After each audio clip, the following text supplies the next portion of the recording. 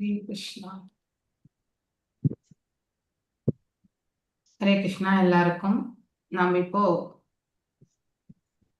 we'll do the prayers. Okay.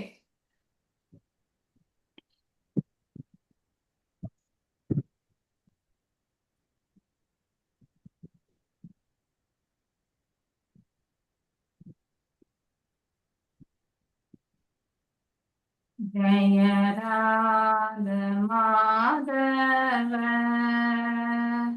குஞ்ச Bihari ஜெய மாதவ குஞ்ச பிஹாரி. ஜய ராத மாதவ குஞ்ச பிஹாரி ஜய ராதா மாதவ குஞ்ச பிஹாரி. जय गोपी धन वल्लभा गिरिवरदारी जय गोपी जन वल्लभा गिरिवारधारी. जय गोपी धन वल्लभा गिरिवरदारी जय गोपी जन वल्लभा गिरिवारधारी. यशोदनन्दन व्रजजन नन्दन यशोदनन्दन व्रजजन रञ्जन. यशोदनन्दन व्रजजन रञ्जन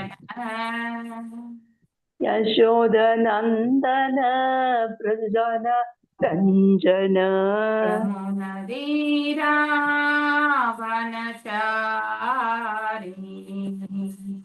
यमुनातीरा वनचारी. यमुनदीरावनचारी यमुनातीरा वनचारी. जय राधा माधव कुंज बिहारी जय राधा माधव कुंज बिहारी. जय राधा माधव कुंज बिहारी जय राधा माधव कुंज बिहारी.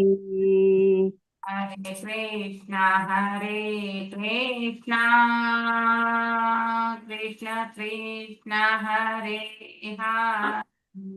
हरे हरे हरे राम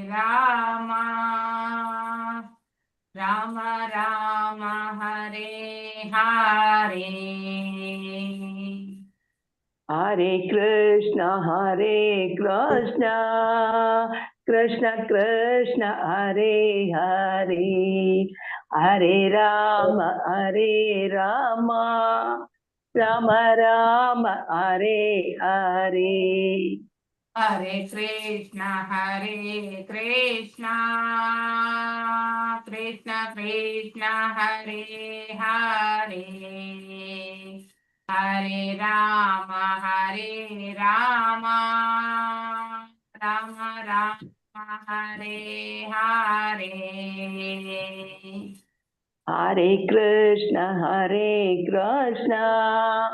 कृष्ण कृष्ण हरे हरे. हरे राम राम राम हरे हरे. हरे कृष्णा.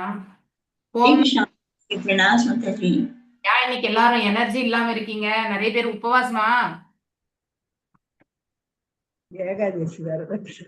நேத்தினுடைய இது இப்பதான் தெரியுது மச்சாச்சி. என்ன மச்சாச்சி? சோ எல்லாருமே உபவாசம் இருக்கிறதுனால டயர்டா இருக்கா அவங்க எல்லாருக்கும்? ஹரே கிருஷ்ணா. இல்லைங்க மாதாஜி, டயர்டா எல்லாம் இல்லைங்க மாதாஜி. எனக்கு இருக்கு. டயர்ட் பட் யாருமே அவ்வளவா அப்படி சொரத்தே இல்லாம இருக்கீங்க இன்னைக்கு. ஹரே கிருஷ்ணா. மாதாஜி எல்லாரும் மியூட்ல பாடிட்டு இருந்தோம் மாதாஜி. ஓ சரி, அப்படின்னா சார் நோ இஷ்யூஸ். எப்படின்னா பாடுங்க, ஆனா பாடணும் இல்லையா? சோ இல்ல நம்ம மாதாஜி, அது ஒவ்வொருத்தரும் ஒவ்வொரு மாதிரி இது பண்றப்ப அதனால மியூட்ல பாடிட்டு இருந்தோம் மாதாஜி. அது இல்லாம கொஞ்சம் டிஸ்டர்பா இருந்தாலும் மியூட் போட்டு விட்டுருவோம் மாதாஜி. ஹரே கிருஷ்ண மாதாஜி. அதுவும் correct. That is thank you thank you thank you. Hare Krishna. So Mataji உங்களை பார்த்ததுமே எங்களுக்கு எனர்ஜி வந்துடும் மாதாஜி. உண்மைதான் மாதாஜி. எனக்கும் உங்க யாரோட சேர்ந்த பிறகு எனக்கும் எனர்ஜி வந்துருது, தானாவே வந்துருது ஆக்சுவலி. உங்க கிளாஸ் எல்லாம் கேட்கறதுக்கே எங்களுக்கு எல்லாம் சூப்பர். உடம்பு முடியலன்னா கூட அதை கேட்டா எனர்ஜி சூப்பரா வந்து உட்கார்ந்துருவோம் மாதாஜி. ஹரே கிருஷ்ணா. கிளாஸுக்கு வந்தாவே எனர்ஜி வந்து எல்லாருக்குமே எல்லாருக்குமே அதுதான் இல்லையா? பண்ணலாம். ஸோ ப்ரேயர்ஸோட நம்ம இன்னைக்கு செஷன் ஆரம்பிக்கலாம். எல்லாரும் திருப்பி சொல்லுங்க. ஓம் நமோ பகவதே வாசுதேவாய. ஓம் நமோ பகவதி வாசுதேவாய. ஓம் நமோ பகவதே வாசுதேவாய. ஓம் நமோ பகவதி வாசுதேவாய. நமோ பகவதே வாசுதேவாய. ஓம் நமோ பகவதி வாசுதேவாய. நாராயணம் நமஸ்கிருத்யாம் நாராயணம் நமஸ்கிருத்யம் தேவானரோத்தமம் நரம் சைவ நரோத்தமம் தேவீம் சரஸ்வதிம் வியாசம் தேவீம் சரஸ்வதிம் வியாசம் ததோ ஜாயாம் முதீரயேத். ததோ ஜயாம் உதீரயேத். நஷ்டப்ராயேஷு ஆபத்ரேஷு நஷ்டப்ராயேஷு யாம் பாகவத சேவையாம் நித்யம் பாகவத சேவையா பகவத்ய உத்தம ஸ்லோகே பகவத்ய உத்தம ஸ்லோகே பக்தேர்பவதி நைஸ்திகே. பக்திர்பவதி நைஸ்திகி. From Bhagavatam, 4th canto, 25th chapter, 9th shloka. எல்லாரும் திருப்பி வாசிக்கணும். ஹரே கிருஷ்ணா. மாதாஜி இன்னைக்கு பிரேமா மாதாஜி வாசிக்கணும் மாதாஜி. இல்ல மாதாஜி, இன்னைக்கு எனக்கு உடம்பு முடியல மாதாஜி, நாளைக்கு படிக்கிறேன் மாதாஜி. ஓகே மாதாஜி மாதாஜி. இன்னைக்கு நான் படிக்கணும் மாதாஜி. படிங்க இன்னைக்கு Vijay. Vijayakumari, R Vijayakumari. Hare Krishna. Last week சனிக்கிழமை யாருக்கு சொன்ன? 2 பேர். ஒண்ணு விஜயகுமாரி மாதாஜி, இன்னொருத்தர் யாருன்னு நானும் மாதாஜி. மகாலட்சுமி மாதாஜி. அவங்க 2 பேர் வாசிக்கிட்டோம்.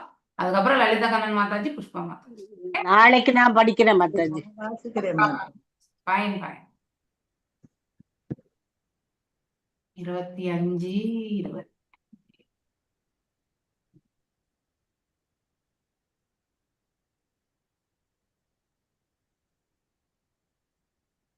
अत्र ते कथयिष्यये अत्र ते कथयिष्यते अमुं इतिहासं पुरातनम् अमुम् इतिहासं पुरञ्जनस्य चरितम् पुरञ्जनस्य चरितम् निबोधकदो मम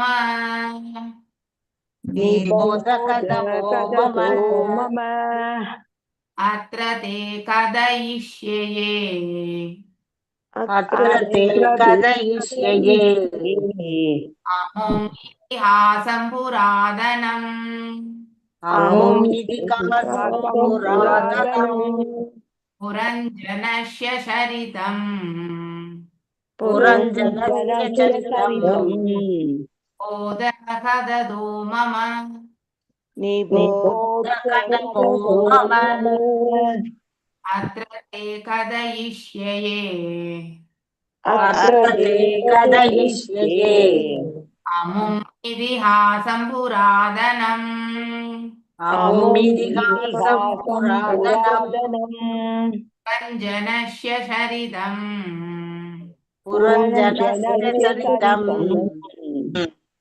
கததோ மம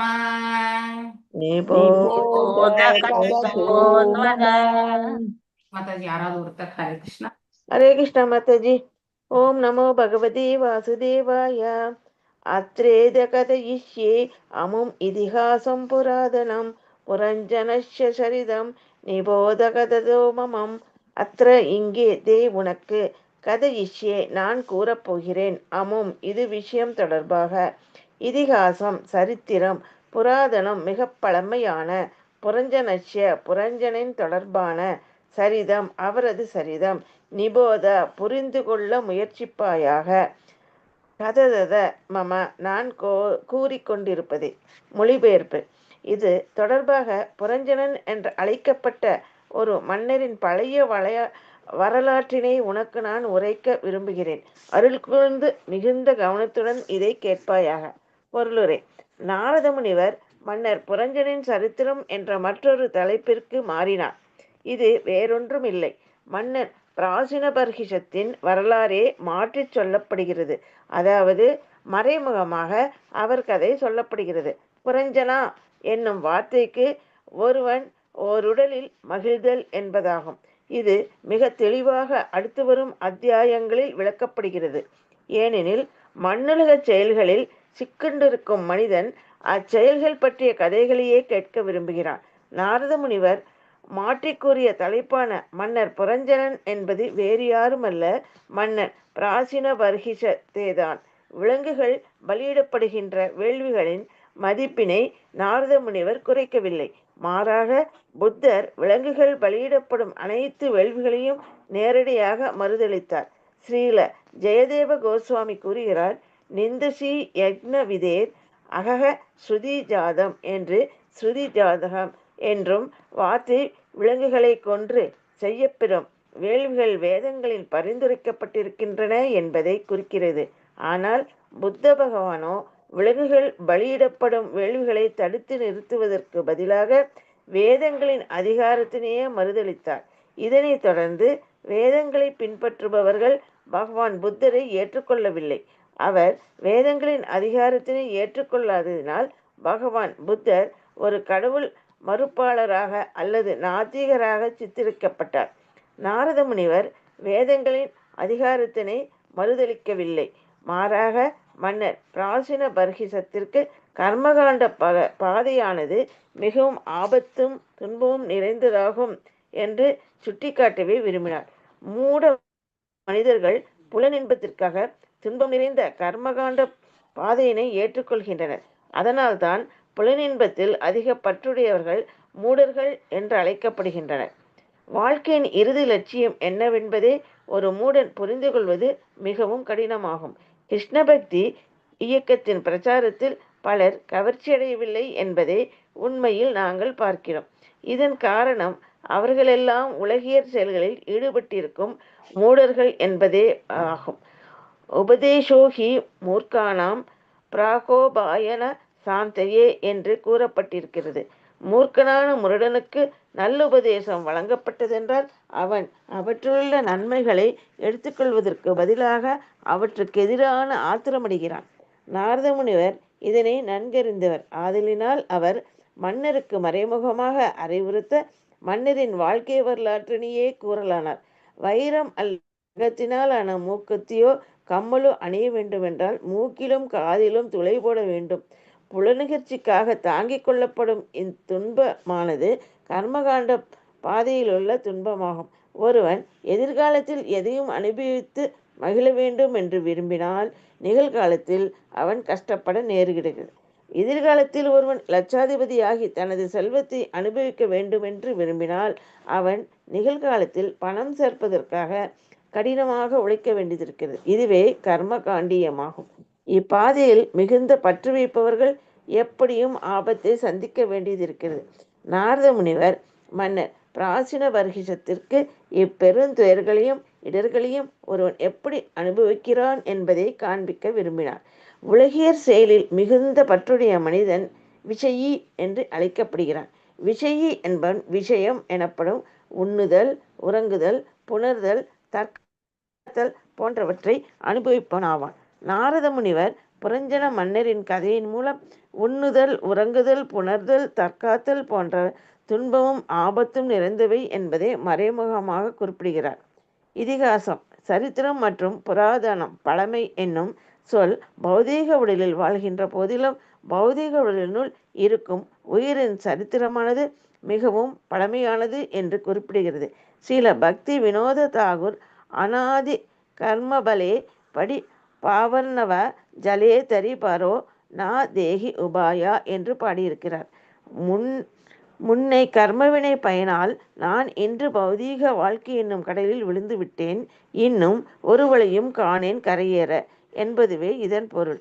ஒவ்வொரு உயிரும் தனது முன்னை வினை பயனால் உலக வாழ்வில் கிடந்து உழல்கின்றன. எனவே ஒவ்வொருவருக்கும் ஒரு பழைய சரித்திரம் இருக்கிறது. பௌதீக விஞ்ஞானிகள் தமக்கு சொந்தமான பரிணாம வளர்ச்சி தத்துவங்கள் முட்டாள்தனமாக உண்டு பண்ணியிருக்கின்றனர். அவையெல்லாம் உடல் சார்ந்த கருத்துடையவனே ஆகும். ஆனால் உண்மையான பரிணாம வளர்ச்சி என்பது இதுவல்ல. உண்மையான பரிணாம வளர்ச்சி என்பது புரஞ்சன, அதாவது உடலினுள் வாழ்கின்ற உயிர்களின் வரலாறாகும். ஸ்ரீ நாரத முனிவர் பரிமாண வளர்ச்சி தத்துவத்தினை புத்தியுள்ள மனிதர்கள் புரிந்து கொள்வதற்காக வேறொரு முறை விளக்குவார். ஹரே கிருஷ்ணா மாதாஜி. தேங்க்யூ மாதாஜி. ஜெயமாலட்சுமி மாதாஜி அடுத்து வாசிங்க. ஆசீத் ஆசீத் புரஞ்சனோ நாம आसीत् पुरञ्जनो नाम ராஜா ராஜன் பிரஹஸ்ரவாஹ राजा ராஜா ராஜஸ்ரவாः தஸ்யா விஞ்ஞாதநாமாசீத் தஸ்யா விஞ்ஞாதநாமாசீத் नामासीत् சகா விஞ்ஞானசேஷ்டித சகா விஞ்ஞானசேஷ்டிதः ஆசீத் புரஞ்சனோ நாம ஆசீத் புரஞ்சனோ நாம ராஜன் பிரஹஸ்ரவாஹ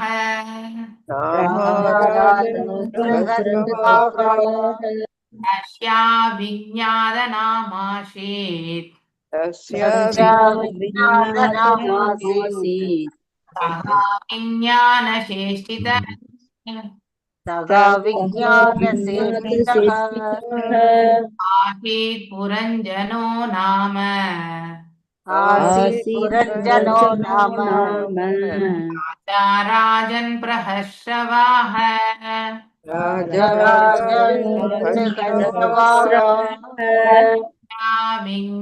விஞ்ஞானநாமாசீத் விஞ்ஞாதநாமாசீத் சகா விஞ்ஞானசேஷ்டித சகா விஞ்ஞானசேஷ்டிதः. ஹரே கிருஷ்ணா. ஆசித் அங்கு இருந்தார். புரஞ்சனன் நாம பெயரில் ராஜா அரசர். ராஜன் ஓ மன்னனே. பிரகஸ்ரவா அவர் செயல்கள் உயர்ந்தவையாக இருந்தன. தஸ்ய அவனது அவிஞ்ஞாதா அறியாதான். நாம பெயரில் ஆசித் இருந்தான். சகா நண்பன். அவிஞ்ஞாதா அறியாதான் சேஷ்டித அவன் செயல்கள். மொழிபெயர்ப்பு அண்ட் பொருளரை எழுதியவர் ஏசி பக்தி வேதாந்த சுவாமி பிரபுபாதுக்கு ஜெய். அன்பார்ந்த மன்னனே, முன்னொரு காலத்தில் புரஞ்சனன் என்றொரு மன்னர் இருந்தார். அவரது செயல்களுக்காக அவர் மிகவும் போற்றப்பட்டார். அவருக்கு அவிஞ்ஞாதான் அறியாதான் என்றொரு நண்பன் இருந்தான். அவனது செயல்களை யாராலும் புரிந்து கொள்ள முடியாது. பொருளுரை: ஒவ்வொரு உயிரும் புரஞ்சனன் தான். புறம் என்றால் இவ்வுடனில் இவ்வுருவத்தினுள் என்றும், ஜன என்றால் உயிர் என்றும் பொருளாகும். ஆக எல்லோருமே புரஞ்சனர்தான்.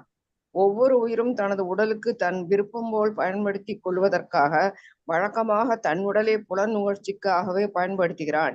ஏனெனில் உடல் கருத்துடைய வாழ்க்கையை வாழ்பவன் வாழ்வின் இறுதி லட்சியமானது புலன்களுக்கு சேவை செய்வதுதான் என்று கருதுகிறான். இதுதான் கர்மகாண்ட முறையாகும். அக அறிவின்றி தான் தன் உடலில் இருக்கும் ஆத்மா என்பதை அறியாமல் புலன்களின் கட்டளைக்கேற்ப மகிழ்ச்சி அடைபவன் லோகாயதவாதி என்று அழைக்கப்படுகிறான்.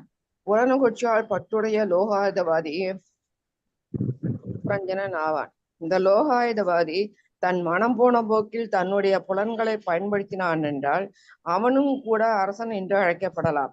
பொறுப்பற்ற அரசன் தனது அரச பதவியை தனது சொத்து என்று கருதி தனது செல்வத்தை புலனுணர்ச்சிக்காக தவறாக பயன்படுத்துகிறான். பிருகஸ்ரவா என்னும் வார்த்தை கூட முக்கியமானதே ஆகும்.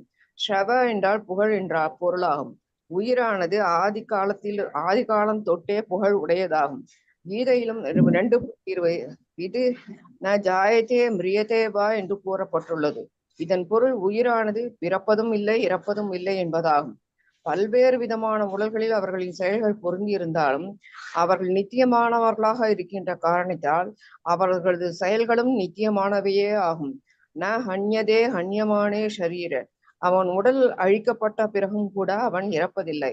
இவ்வாறு அது உயிரானது ஓர் உடலிலிருந்து மற்றொரு உடலுக்கு குடிபெயர்ந்து பல்வேறு செயல்களை செய்கிறது. ஒவ்வொரு உடலிலும் உயிர் ஏராளமான செயல்களை செய்கிறது. சில நேரங்களில் இரண்யகசிபு கம்சனை போன்றோ அல்லது நவீன காலத்தின் நெப்போலியன் அல்லது ஹிட்லரை போன்றோ உயிர் சிறந்த வீரனாகிறது. இத்தகைய மனிதர்கள் செயல்கள் நிச்சயம் சிறந்தவையாக இருக்கும். ஆனால் அவர்கள் உடல்கள் அழிந்தவுடன் எல்லாம் முடிந்துவிடும். பின்னர் அவர்கள் பெயரில் மட்டுமே வாழ்வார்கள். ஆகையினால் ஓர் உயிர் பிருகஸ்ரவா என்று அழைக்கப்படலாம்.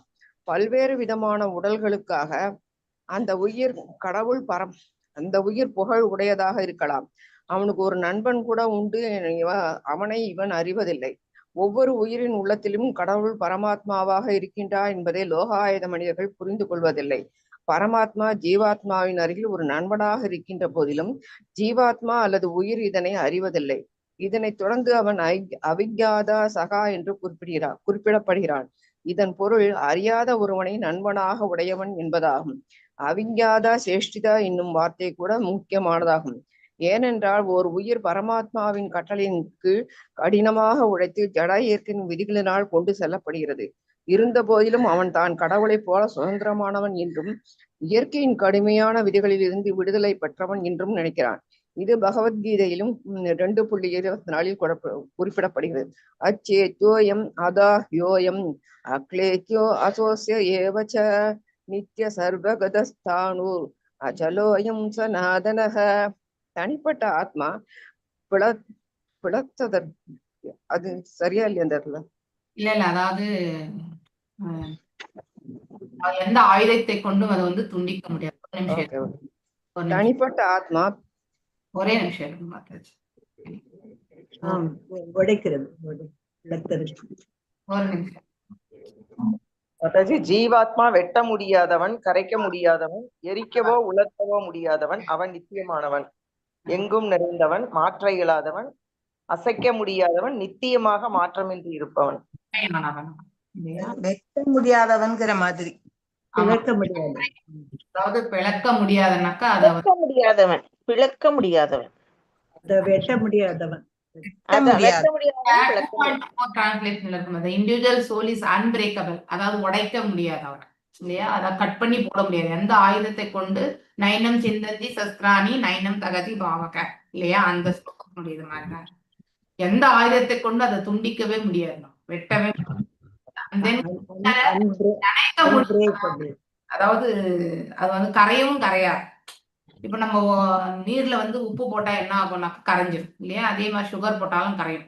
ஆனா வந்து இதை வந்து இந்த ஆத்மாவை வந்து நம்ம எதை கொண்டும் வந்து கரைக்க முடியாது.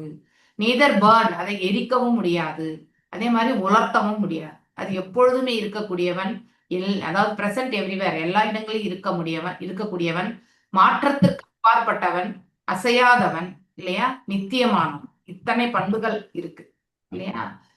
ஹரே கிருஷ்ணா. வாசி. ஐ திங்க் முடிஞ்சது. இந்த பக்கம் இருக்கு, படிங்க. உயிர் சனாதன, அதாவது நித்தியமானது. ஏனென்றால் அவ்வுயிரை கொண்ட அவனை ஆயுதங்களால் கொல்ல முடியாது, நெருப்பினால் இருந்து சாம்பலாக்க முடியாது, நீரினால் நினைக்க முடியாது, காற்றினால் உலர்த்த முடியாது, லோகாயுத விளைவுகளினால் அவன் பாதிக்கப்படுவதில்லை என்று கருதப்படுகிறான். உடல்களை அவன் மாட்டிக்கொண்ட போதிலும் அவன் பௌதீக நிலைகளினால் பாதிக்கப்படுவது இல்லை. அவன் பௌதீக நிலைகளின் கீழ் வைக்கப்பட்டு அவனது நண்பனான பரமாத்மாவின் கட்டளைக்கேற்ப செயல்படுகிறான். பகவத்கீதையில் 15:15 கூறப்பட்டிருப்பதாவது சர்வசிய சாகம் திருதி சன்னி விஷ்ணு மத்த ஸ்மிருதி ஞானம் அபோகனஞ்ச. எல்லோரது அகத்திலும் நான் இருக்கிறேன். நினைவும் ஞானமும் நினைவின் நீக்கமும் என்னிடமிருந்தே வருகின்றன. இவ்வாறு பரமாத்மா அனைவரது உள்ளங்களிலும் வீற்றிருக்கின்றார். மேலும் உயிர் தான் விரும்பிய வண்ணம் செயல்படுவதற்கான கட்டளையினையும் அவர் உயிருக்கு அவரே அளிக்கிறார். இந்த பிறவிலும் இதற்கு முந்தைய பல பிறவிகளிலும் அவனது எல்லா வகையான ஆசைகளையும் நிறைவேற்றிக் கொள்வதற்கான சந்தர்ப்பத்தினை அவனுக்கு பகவானே அளித்துக் கொண்டிருக்கிறார் என்பதை உயிர்கள் அறிவதில்லை.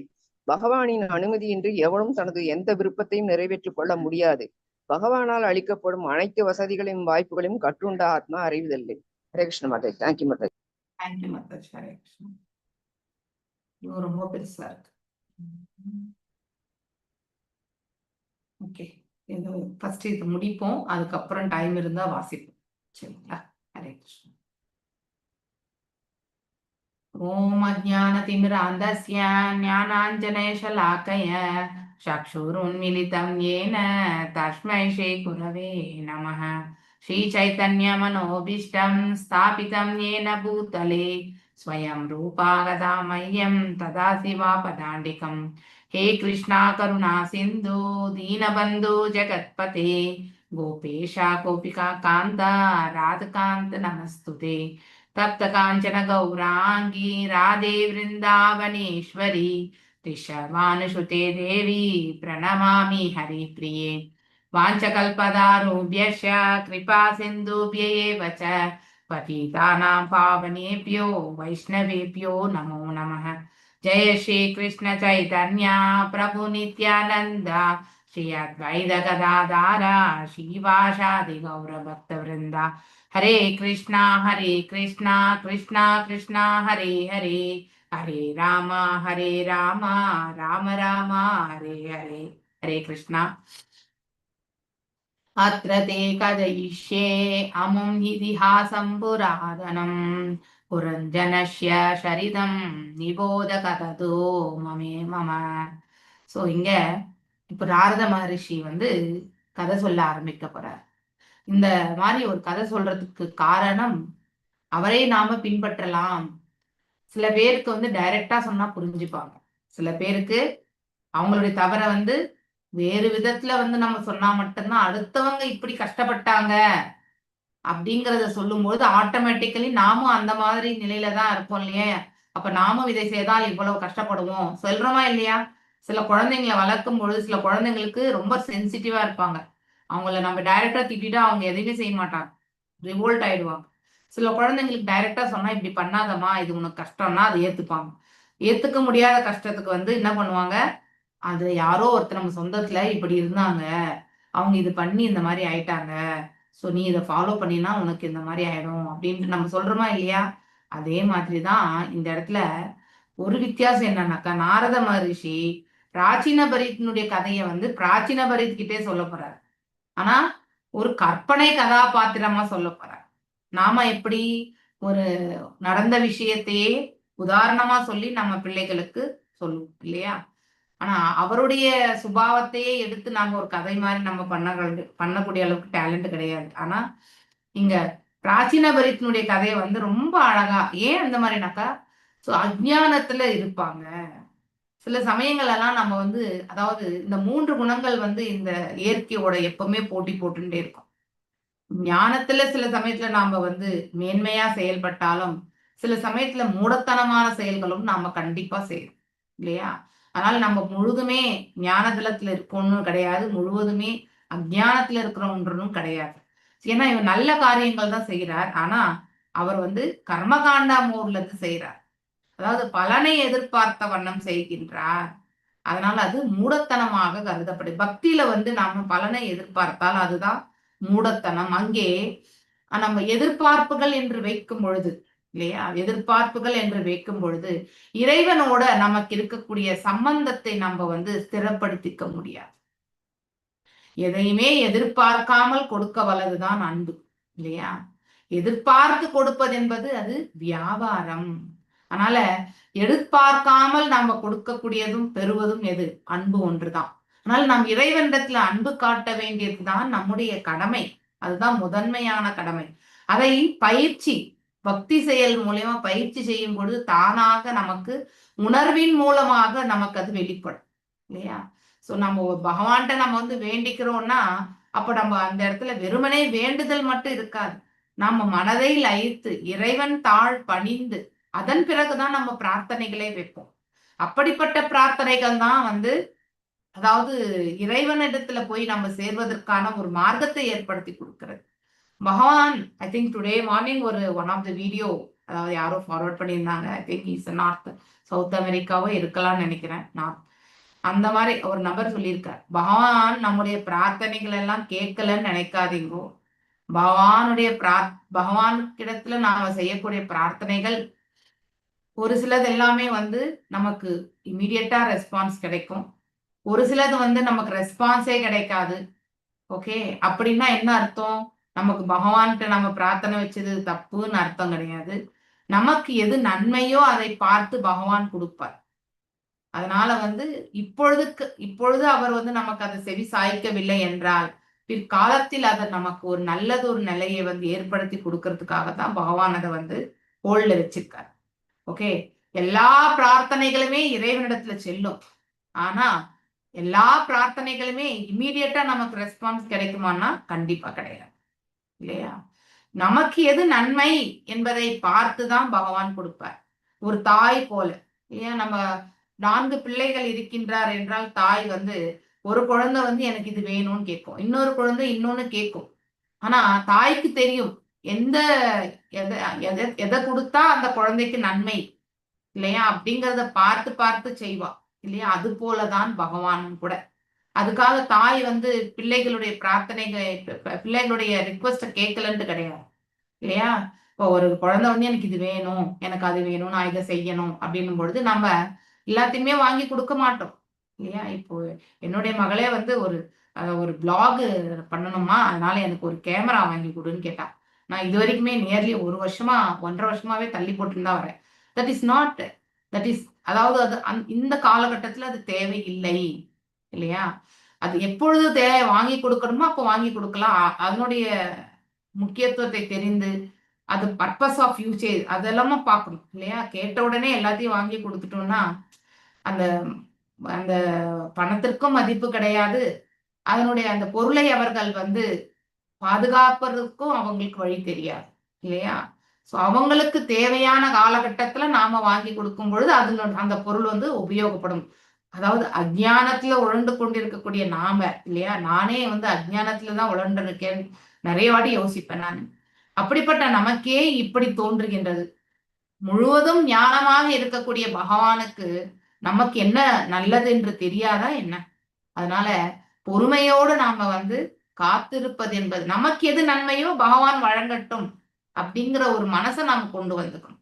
அப்போ நம்ம வந்து ஆட்டோமேட்டிக்கலி அவர் எதை கொடுத்தாலும் ஏற்றுக்கொள்ளக்கூடிய, சங்கடத்திலேயே நம்ம உழல வேண்டிய ஒரு சூழ்நிலை வந்தாலும் அந்த சங்கடத்தை தாங்கிக் கொள்ளக்கூடிய கெப்பாசிட்டி பகவான் கொடுப்பார். ஏன்னா நம்ம அதை we have to pass through. அந்த மாதிரி ஒரு கர்மத்தை நாம முன்னாடி செய்த பிறகு இப்பொழுது அதை நாம வந்து தவிர்க்கவே முடியாது. பகவான் அதை நமக்கு கொடுக்கல, நாம செய்த கர்ம பலனை நாம அனுபவிக்கணும், இல்லையா? அந்த கர்ம பலனை வந்து இப்படியோ தடுமாறி கரை சேர்றதுக்கான மார்க்கத்தை வந்து பகவான் ஏற்படுத்தி கொடுப்பார். இதுதான் உண்மை. பகவான் எப்பவுமே ரட்சிக்கலன்ட்டு கிடையாது, பகவான் எப்பவுமே ரட்சித்து கொண்டுதான் இருக்கிறார். ஆனா அதை உணர்வதற்கான பக்குவம் மட்டும்தான் நமக்கு கிடையாது. சோ இதை நாம புரிந்து கொண்டால் இறைவன் மீது நமக்கு என்ன வரும்? கோபம் வருமா, வெறுப்பு வருமா, இல்ல ஆதங்கம் வருமா, இல்ல ஏக்கம் வருமா? அதாவது பகவானிடத்தில் அன்பு கொள்ள வேண்டும் என்ற மனசு மட்டும்தான் வரும், இல்லையா? ஏன்னா நமக்கு எது நன்மை என்பதை அதாவது அவருக்கு தெரியும்.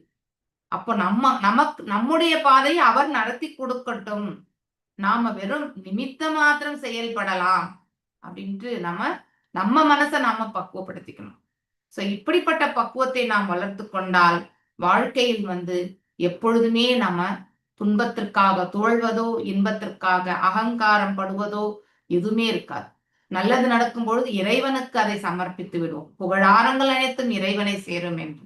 அதே மாதிரி தீயது வந்து நடந்தால் நாம் அது நம்முடைய கர்மபலன், இதை நாம தாங்கிக் கொள்ளக்கூடிய மனசு பக்குவம் மற்றும் செயல்பட அதை எதிர்கொள்ளக்கூடிய திறன் எல்லாமே இறைவன் வழங்கட்டும்ன்ற பிரார்த்தனைகளை மட்டுமே. அதனால நன்மையும் தீமையும் எதுவாக இருந்தாலும் இரண்டும் ஒன்று போல பாவிக்கக்கூடிய அந்த மனதை நாம ஏற்படுத்திக்கலாம். இதுதான் டிரான்ஸ்ஃபர்மேஷன் ப்ராசஸ். இப்படித்தான் நம்ம வந்து பக்குவம் அடைய முடியும். இதை தவிர்த்து வேற எந்த மார்க்கமும் கிடையாது இல்லையா? ஸோ ரொம்ப அழகா இப்ப என்ன பண்ண போறார் நாரத மகரிஷி இங்க கதை சொல்ல போறார். இங்க இதிகாசம் புராதனம் இல்லையா? இதிகாசம் என்பது ஒரு வரலாறு இல்லையா? புராதனம் என்பது பழமையானது ஆக்சுவலி. சோ இது தொடர்பாக புரஞ்சனன் என்று அழைக்கப்பட்ட ஒரு மன்னனின் பழைய வரலாற்றினை உனக்கு நான் உரைக்க விரும்புகிறேன். இது யார் சொல்றது? நாரத மகரிஷி பிராசீன பரிச்சயம் சொல்றார்.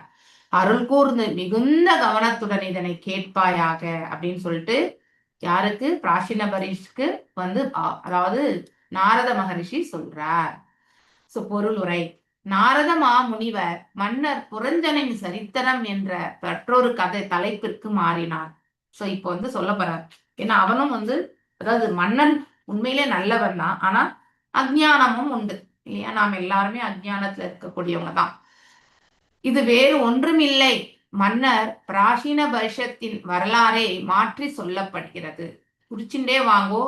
ஒரு நோட்புக்ல வந்து என்னென்ன வஸ்துக்களை வந்து எந்தெந்த இதுக்கு வந்து நாரத மகரிஷி வந்து ஒப்பிடுகிறார் அப்படிங்கறத வந்து குறிச்சு வச்சுக்கோங்க. அப்போ உங்களுக்கு அந்த இடத்துல வரும்பொழுது ஒரு சாதாரண கதை போல தோன்றினாலும் அதெல்லாம் இந்த உடலினுடைய செயல்பாடுகள், இதுல உடல்ல இருக்கக்கூடிய ஆத்மாவுடைய செயல்பாடு, இந்த சூக்ஷ்ம உடல் எவ்வாறு செயல்படுகிறது, ஸ்தூல உடல் எவ்வாறு செயல்படுகிறது, அந்த ஆன்மா என்ன செய்கின்றான், ஆன்மாவை இயக்கி கொண்டிருக்கிற பரமாத்மா யாரு, இப்படி எல்லாவற்றையுமே நாம ஓர் உடலுக்குள்ள இருக்கக்கூடிய செயல்பாடுகளைத்தான் நாம் இந்த இடத்துல படிக்க போறோம்.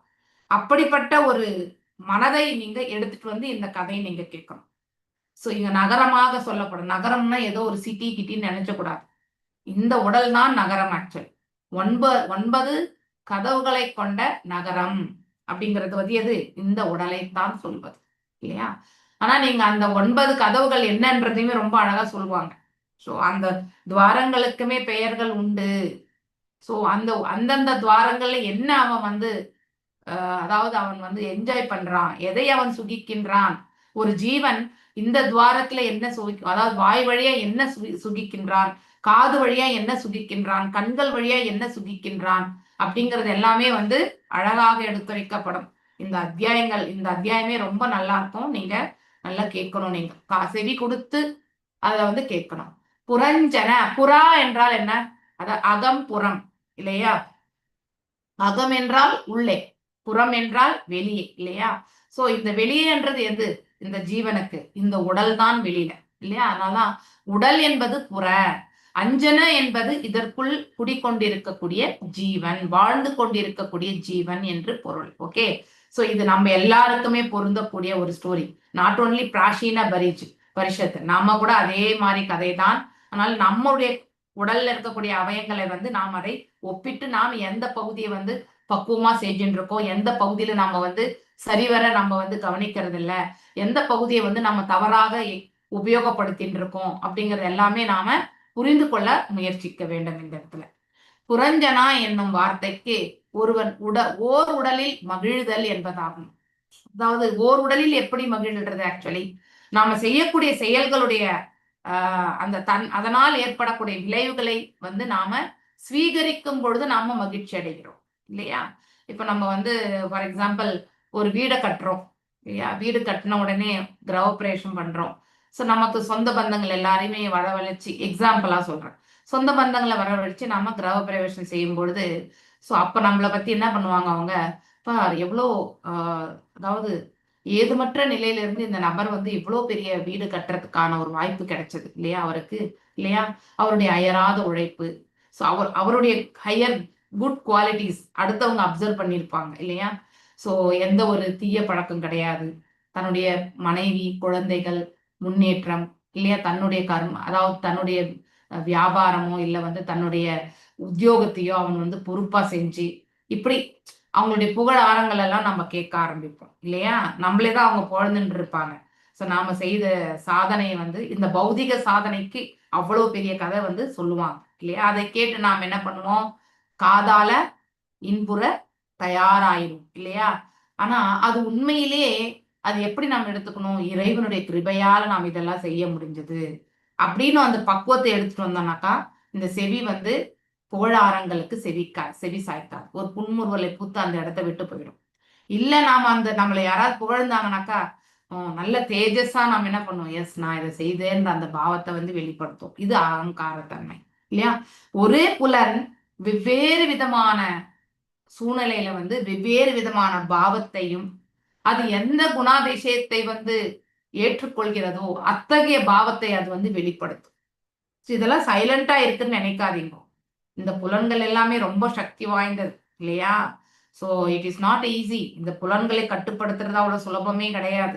இந்த நாக்கு எப்படி வேண்டாலும் பேசும் இல்லையா? இந்த செவி வந்து எதை கேட்கணுமோ எதை கேட்க கூடாது எல்லாத்தையுமே வேறுபடுத்திக்கணும். அதனால நீங்க எங்கேயாவது நீங்க நம்ம இஸ்கான் இதுலயே நீங்க எக்ஸாம்பிளா நம்ம சீனியர் டிவோட்டிஸ் அவங்க எல்லாருமே நம்ம வந்து பார்ப்போம் இல்லையா? ஏன் நம்ம என்என்டி பிரபுஜியை எடுத்துக்கோங்களேன். அவரை நீங்க குளோரிஃபை பண்ணுங்களேன். அவர் அதை ரொம்பவே இக்னோர் பண்ணிட்டு போயினே இருப்பார். அவர் எதுவுமே சொல்ல மாட்டார், சிரிக்க கூட மாட்டார். அவர் வந்து அதுக்கும் தனக்கு சம்பந்தமே இல்லாத மாதிரி பிஹேவ் பண்ணிட்டு போயினே இருப்பார். நீங்க இதை நீங்க கண்டிப்பா அப்சர்வ் பண்ணணும். ஆனா நாம வந்து we have to speak out இல்லையா? ஒரு சில இடங்கள்ல வந்து என்என்டி பிரபுஜி செய்யக்கூடிய செயல்கள் வந்து எவ்வளவு பெரிய மாற்றத்தை வந்து கொண்டு வந்திருக்குன்றத வந்து நிறைய விஷயங்கள்ல நாம பார்த்திருக்கோம் இல்லையா? அதனால அவர் நன்மை செய்த பொழுது நாம கண்டிப்பா எடுத்துரைக்க வேண்டிய கடமை நமக்கு உண்டு இல்லையா? மனஸ்பூர்த்தியா நாம் அதை வந்து செய்யணும். ஆனா அதை செய்யும் பொழுது நீங்க அவருடைய நேச்சர்னா நிறைய இடங்கள் அவர் அப்சர்வ் பண்ணியிருக்கேன் நான். ஸோ ஹி வில் நாட் நம்ம இப்போ உங்களுடைய மர்சினாலதான் கிடைச்சதுன்னு so Prabhuji thank you very much இதெல்லாம் நம்ம சொல்லுவாங்க இல்லையா? ஸோ எஸ்பெஷலி லாங்குவேஜ் லீடர்ஸ் மீட்டிங்ல வந்து சில டிவோட்டிஸ் வந்து பேச ஆரம்பிப்பாங்க. ஸோ இதெல்லாம் கிரேட் அப்படிங்கறது வந்து அப்போ கிருஷ்ணா இஸ் கிரேட்ன்ற மாதிரி ஒரு தோரணையை காட்டிட்டு அவர் வந்து வேற ஒரு விஷயத்துக்கு மூவ் ஆயிடுவார். ஸோ நம்ம டெய்லி அசோசியேஷனா இருக்கக்கூடிய நம்முடைய என்என்டி பிரபுஜி இவ்வளவு பக்குவத்தை வந்து நம்ம கிட்ட வெளிப்படுத்தும் பொழுது அதுல இருந்து நாம் என்ன தெரிஞ்சுக்கணும்? புகழாரங்கள் நமக்கு உரித்தானது அல்ல இல்லையா? புகழாரங்கள் நமக்கு உரித்தானது கிடையாது. புகழாரங்கள் சூட்ட வேண்டியது நம்முடைய கடமையாக இருந்தாலும் நாம புகழாரங்களை ஏற்றுக்கொள்ளக்கூடாது. ஏன்னா இதுல வந்து எந்த ஒரு புகழையுமே ஏற்றுக்கொள்ளக்கூடிய அந்த என்னது சொல்லுவாங்க அத்தகைய இதுக்கு வந்து இந்த நம்ம வந்து எலிஜிபிள் கிடையாது. we are not the doer இல்லையா? நாம செயல்படுத்தப்படுகின்றோம் இறைவனுடைய ஆணைப்படி. அதனால அனைத்து புகழுமே அவருக்கு உரித்தானது என்று மனதளவில் அவருக்கு நாம வந்து செய்து விடணும். ஓகே, ஸோ அதனால வி ஷுட் நெவர் அந்த அந்த இது வரவே கூடாது. ஒருவேளை நமக்கு நாம கரெக்டா செய்யறோம் அப்படிங்கிற ஒரே ஒரு க்ஷணம் நம்ம வந்து நினைத்தாலும் கூட அப்பவே நமக்கு இமீடியட்டா சறுக்கல் வரும். Because we are not qualified. நாம அத்தகைய தகுதிக்கு நாம தகுதி படைத்தவர்கள் கிடையாது. நீங்க எப்பவுமே சொல்வீங்க மாதாஜி உங்க கிளாஸ கேட்கிறோம் எல்லாம் சொல்வீங்க. ஆனா உண்மையிலே அனைத்து புகழுமே இறைவனுக்கு உரித்தானது. அதை நாம வந்து அபகரிப்பது என்பது தவறான செயல் அப்படிங்கறது வந்து மனசுல நாம கொண்டு வரோம். எந்த ஒரு பகவத் கைங்கரியம் பண்ணாலுமே அது இறைவனுக்கு உரித்தானது. அவருடைய கருணை இல்லாமல் நாம அத்தகைய செயல்களில் நாம் எப்பொழுதுமே ஈடுபட முடியாது. ஓகே, சோ நீங்க புகழாரங்கள் பண்றீங்க, அது அனைத்துமே அவருக்கு போய் சேருகிறது. ஓகே, சோ இங்கே வெறுமனே நிமித்த மாத்திரம் அமர்வதற்கு மட்டும் அவர் கொடுத்திருக்கக்கூடிய அனுமதி அவ்வளவுதான். சோ அவருடைய அனுமதி இன்றி எதுவுமே நடக்காது. அதை நாம புரிந்து கொள்ள முயற்சி பண்ண வேண்டும். ஒருவன் ஓர் உடலில் மகிழ்தல் என்பது அகம்பாவத்தினுடைய வெளிப்பாடு, அஜ்ஞானத்தினுடைய வெளிப்பாடு. யாராவது நம்மள புகழ்ந்துட்டா அந்த புகழாரங்களை நாம மேன்மையா எடுத்துட்டு நம்முடைய செயல்களில் நாம வந்து செயல்படுத்தினா அங்கே அகங்காரம் தான் வெளிப்படும். இது எந்த தளத்துல இருந்து? உடல் தளத்திலிருந்து செய்யக்கூடியது, ஆன்ம தளத்திலிருந்து கிடையாது. ஓகே, இந்த உடல் தளத்துல இருந்து அந்த ஆன்மா என்ன செய்ய பண்ணும்? ஆசை கொள்ளும். இமீடியட்டா இந்த ஸ்தூலமும் சூக்ஷ்மமும் செயல்பட்டு அதை வெளிப்படுத்திவிடும். சோ ஒருவன் ஓர் உடலில் மகிழ்தல் என்பது இந்த உடல் தளத்திலிருந்து ஆற்றக்கூடிய செயல்களில் மகிழ்விக்கக்கூடிய செயல்களில் அவன் வந்து செயல்படுகின்றான் என்று பொருள். அது அவனுக்கு வந்து உடல் தளத்திலிருந்து ஆற்றினால் அது அவனுக்கு நன்மை தராது. சோ ஆனால் அவன் எந்த தளத்திற்கு செல்லணும்? ஆன்மீக தளத்தில் செல்லணும், ஆன்ம தளத்தில் செல்லணும். அப்போ அவனுடைய உண்மையான மகிழ்வு என்ன என்பது அவனால புரிந்து கொள்ள முடியும். ஆன்மா வந்து இதனால மகிழ்ச்சி கொள்ளாது. ஆன்மாவுக்கு எது நித்தியமான மகிழ்ச்சி என்பது இறை தொண்டுதான். ஆனா அதை அவன் மறந்து விடும் பட்சத்துலதான் இந்த பௌதிக உலகத்துல வந்து என்ன பண்றான், தவறுகள் இழைக்கின்றான். ஆன்மா ஆசை கொள்றது, பௌதிகத்துல ஆசைப்பட்டால் வந்து அவனுடைய வாழ்நிலை வந்து கீழான நிலைக்கு தள்ளப்பட்டு விடும். ஆன்மாவை மேலும் மேலும் அதாவது கட்டுண்ட நிலை ஏற்படுத்தக்கூடிய செயல்களில் ஒரு ஜீவன் செயல்பட்டால் அவன் அதையே வந்து மாயையாக எண்ணிக்கொண்டு அவன் வந்து உண்மையான பக்தி, உண்மையான தொண்டு என்னன்றதே தெரியாம செயல்பட்டு இருப்பான் இல்லையா? சோ அதனால நாம வந்து இந்த ஓர் உடலில் மகிழ்தல் என்பது எதை குறிக்கின்றது என்றால், ஒரு ஜீவன் உடல் தளத்திலிருந்து செயல்படக்கூடிய செயல்களை குறிக்கிறது. அதனால் ஏற்படக்கூடிய பௌதீக இன்பத்தை குறிக்கிறது அப்படிங்கறத வந்து நாம நோட் பண்ணிக்கணும். ஓகே, சோ இது மிக தெளிவாக அடுத்து வரும் அத்தியாயங்களில் வந்து விளக்கப்படும். ஏனெனில் மண்ணுலக செயல்களில் சிக்குண்டிருக்கும் மனிதன் அச்செயல்கள் பற்றிய கதைகளே கேட்க விரும்புகிறான். 100% இல்லையா? சோ நாம கூட அப்படிதான். நம்ம உறவு முறையிலே வந்து யாராவது ஒருத்தர் நல்லதையோ கெட்டதையோ அடைந்தால் அந்த கதையை ஒருத்தர் சொல்லும் பொழுது நாம அதை கேட்பதற்கு ரொம்ப ஆவலா இருக்கும். ஏன்னா அதுதான் பிரஜல்பாக்கன்னு இருக்கக்கூடியதுதான் இந்த செவிகளே இல்லையா? சோ பௌதீகத்தை பற்றி தெரிந்து கொள்ளும் அப்படிங்கறது பத்தி ஒருத்தரை பற்றி நம்ம தெரிஞ்சுக்கணும்னா நம்ம எப்பவுமே ஆவலா இருக்கும். ஆனா அது ஆன்மீக தளத்திலிருந்து தெரிஞ்சுக்க ஆவலா இருக்கிறது வந்து மேன்மையானது. பௌதீகத்தை பத்தி தெரிஞ்சுக்கிறது வந்து நமக்கு கீழான நிலையை கொண்டு போகும். எந்த டாபிக் என்றது ரொம்ப முக்கியம். சோ நாரத முனிவர் மாற்றி கூறிய தலைப்பான மன்னர் புரஞ்சனன் என்பது வேறு யாருமல்ல, மன்னர் பிராசீன பரிஷத்தை தான். விலங்குகள் பலியிடப்படுகின்ற வேள்விகளின் மதிப்பினை நாரத முனிவர் குறைக்கவில்லை. அப்படின்னா சாஸ்திர விதிகள் பிரகாரம் வந்து விலங்குகளை வந்து யக்னத்துக்கான சமயத்துல வந்து பலி கொடுப்பது என்பது அந்த ஜீவனுக்கு வந்து விலங்கு இனத்திலிருந்து மோட்சத்தை கொடுத்து மனிதனாக வந்து பிறவி எடுக்கிறதுக்கு வந்து வழங்கக்கூடியதுதான் வந்து. அதை வந்து நாரதர் என்றைக்குமே அவர் வந்து கண்டிக்கவில்லை, அவர் வந்து குறைக்கவும் இல்லை. ஆனால் இந்த கலியுகத்துல வந்து இந்த யுகத்துல வந்து நம்ம வந்து நமக்கு இருக்கிறது வந்து சங்கீர்த்தனம் தான் இல்லையா? சோ பலி கொடுக்கிறது என்பது அந்த அத்தகைய பக்குவம் கொண்டு நாம யாரும் செயல்படுவதும் கிடையாது. மேலும் அத்தகைய சாஸ்திரங்களை வந்து யாரும் அதாவது பரிபாலிக்க கூடியவங்களும் கிடையாது இல்லையா? பிராமணர்களும் அத்தகைய பவர்ஃபுல்லான மந்திரங்களையும் தவறே இழைக்காமல் எடுத்துரைக்கக்கூடிய குவாலிபிகேஷன் வந்து கிடையாது. அதனால இந்த செயலை வந்து கண்டிப்பாக செய்யக்கூடாது என்பது நம்ம புத்தராக அவதரித்த போது அவர் வந்து டைரக்டா அவர் சாஸ்திரங்களே மறுத்து விட்டார் இல்லையா? அதனாலதான் அவரை நாத்திகவாதி என்றும் சில சமயங்களும் சொல்லப்படுது. புத்தரும் பகவான் தான் இல்லையா? பகவானுடைய அவதாரமாகத்தான் வந்தவர். ஆனால் அந்த காலகட்டத்துல விலங்குகளுக்கு வந்து அதிகமான அநியாயத்தையும் அதர்மத்தையும் இழைப்பதை நிறுத்துவதற்காகத்தான் அவர் அதை செய்தார். சோ நோக்கம் என்ன? அந்த அவதாரத்துடைய நோக்கத்தை முடிக்கிறதுக்காக தான் பகவான் அப்படி வந்தார். அதன் பிறகு இப்படியே சென்று விட்டால் மீண்டும் வந்து சாஸ்திரங்கள் எல்லாம் இல்லாமல் போய்விடும் என்பதற்காக சிவபெருமான் வந்து ஆதிசங்கராச்சாரியாராக வந்து வேதங்களை எல்லாம் வந்து அவர் எடுத்துட்டு வந்தார், மீட்டு வந்தார் இல்லையா? சோ ஒவ்வொரு காலகட்டத்திலுமே ஒரு காரணத்திற்காக வந்து பகவான் வந்து அவதரிக்கிறார் இல்லையா?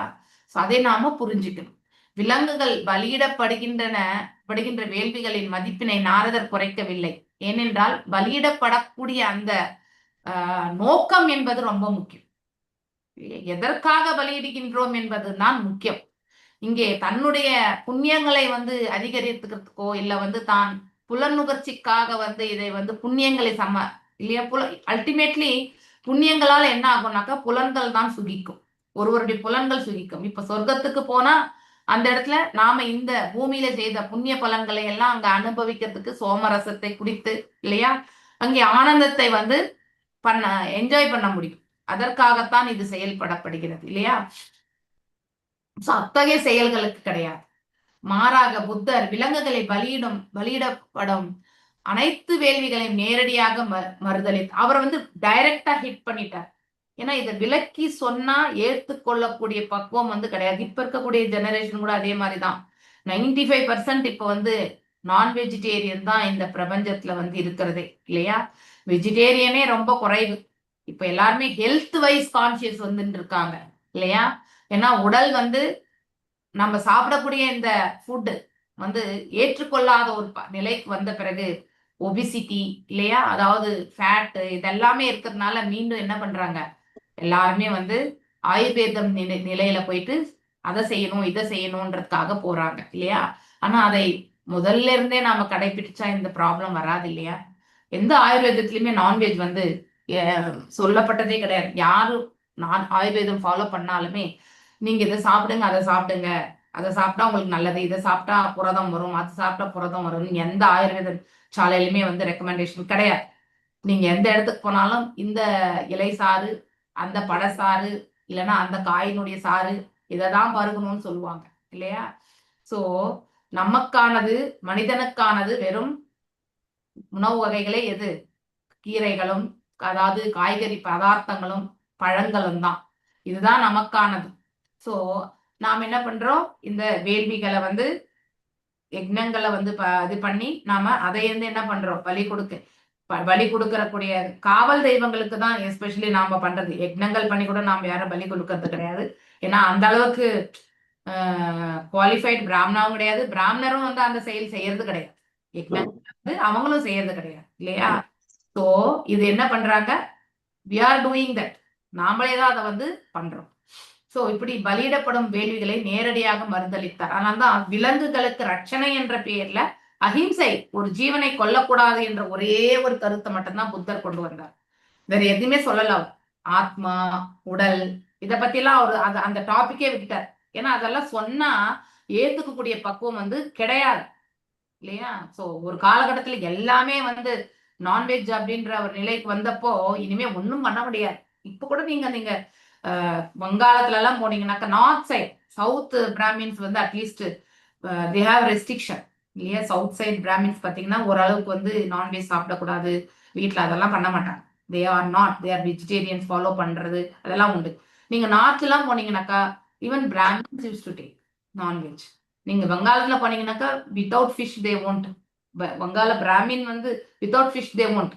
அந்த மாதிரி இருக்கு சுச்சுவேஷன்ஸ். ஓகே. ஸோ அதனால வந்து நம்ம இது வர்ஸ்டான சுச்சுவேஷன் இதனால்தான் புத்தர் அந்த மாதிரி எடுத்துட்டு வந்தார். ஸ்ரீல ஜெயதேவ கோஸ்வாமி இது வந்து இதுல வருது, தசாவதார ஸ்தோத்திரத்துல வருது. நிந்தசிய ஸ்ருதி ஜாதம் சதய ஹிருதய தர்ஷித பசுகாதம் கேசவதீத் அப்படி பாட்டு வரும். ஸ்ருதி ஜாதம் என்ற வார்த்தை வந்து விலங்குகளை கொண்டு செய்ய பெறும் வேள்விகள் வேதங்களில் பரிந்துரைக்கப்பட்டிருக்கின்றன என்பதை வந்து ஸ்ருதி ஜாதம், ஸ்ருதி என்றாலே வந்து வேத மந்திரம் இல்லையா, அதுல வந்து எடுத்துரைக்கப்பட்டிருக்குன்னு வந்து சொல்லப்பட்டிருக்கு. புத்தருக்கு தான் ஒரு இது. ஓகே, புத்த ஷரீரா அப்படின்ற வரும் அந்த இதுல வந்து. ஆனால் புத்த பகவானோ விலங்குகள் பலியிடப்படும் வேள்விகளை தடுத்து நிறுத்துவதற்கு பதிலாக வேதங்களின் அதிகாரத்தினை மறுதளித்தார். அதை ஏற்றுக்கொள்ளக்கூடிய பக்குவத்துல அப்பா இருந்த காலகட்டங்கள்ல கிடையாது. அதற்காகத்தான் புத்த பகவான் அவ்வாறு மறுதளித்தார் இல்லையா. இதனை தொடர்ந்து வேதங்களை பின்பற்றுபவர்கள் பகவான் புத்தரை ஏற்றுக்கொள்ளவில்லை இல்லையா. அதுக்கப்புறம் வந்து மீண்டும் வந்த பிறகு நம்ம இந்தியால வந்து ஃபுல் புத்த மதம், இப்ப புத்த மதம் இருக்கிற இடமே கிடையாது இந்தியால. ஏன்னா ஆதிசங்கராச்சாரியர் வந்து மீண்டும் வந்து வேத சாஸ்திரங்களை வந்து எடுத்துட்டு வந்தார், அவர் மீட்டு கொண்டு வந்தார். அவர் வேதங்களை அதிகாரத்தை ஏற்றுக்கொள்ளாதினால் பகவான் புத்தர் ஒரு கடவுள் மறுப்பாளராக நாத்திகராக சித்தரிக்கப்பட்டார்.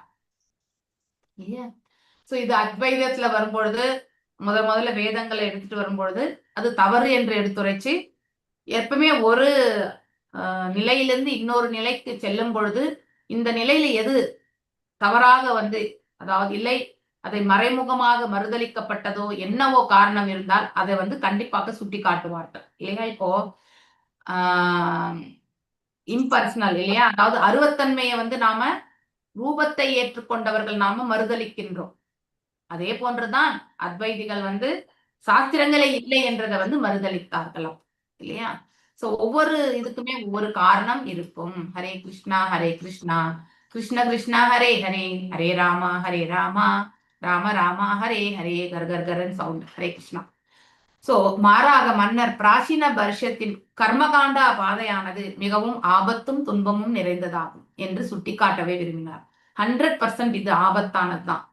ஏன்னா அது மீண்டும் மீண்டும் வந்து ஒரு கட்டுண்ட உடலை ஏற்பதற்கான பாதையை அது ஏற்படுத்தி கொடுக்கும் இல்லையா? புனரப்பி ஜனனம் புனரப்பி மரணம், அந்த நிலையில தான் அந்த ஜீவன் வந்து தள்ளப்படுவான்.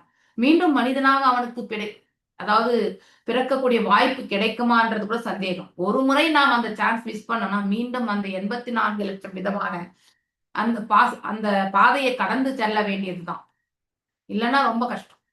சோ அதனால நம்ம மனிதனாக அவதரித்திருக்கிறோம், இந்த வாய்ப்பை நாம விட்டு விடக்கூடாது. ஓகே. மூட மனிதர்கள் புலன் இன்பத்திற்காக துன்பை நிறைந்த கர்மகாண்டா பாதையை ஏற்றுக்கொள்கின்றனர். ஏன்? நம்ம அஜ்ஞானத்துல. இதுதான் கரெக்ட்னு எடுத்துரைக்கிறவங்களும் கிடையாது. அப்படியே எடுத்துரைக்கிறவங்க இருந்தாலும் அதை ஏற்றுக்கொள்ளக்கூடிய மனப்பக்குவம் நமக்கு கிடையாது.